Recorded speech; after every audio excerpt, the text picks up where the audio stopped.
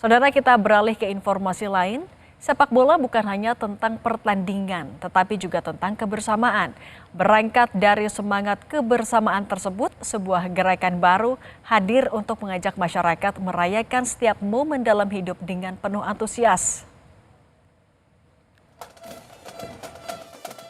Di tengah suasana Car Free Day kawasan Senayan, kampanye Don't Stop the Celebration digelar oleh Hydro Coco mengangkat semangat sepak bola sebagai momen kebersamaan. Sebagai bagian dari kampanye, dihadirkan kemasan edisi spesial dengan nuansa sporty dan warna ikonik tim mancanegara.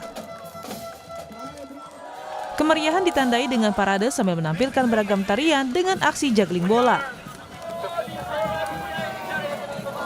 Hari ini, Hydro Coco launching tematik new campaign yaitu Don't Stop the Celebration. Apa itu? Karena memang ini adalah satu bagian dari Hydro Coco. Kita ingin terus menselebrate momen-momen dalam kehidupan kita. Karena selebrasi itu menurut Hydro bukan sesuatu yang hanya merayakan kemenangan.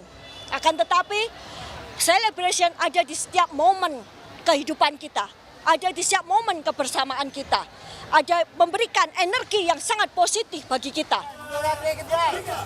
Acara semakin meriah dengan aksi simbolis tendangan bola ke gawang.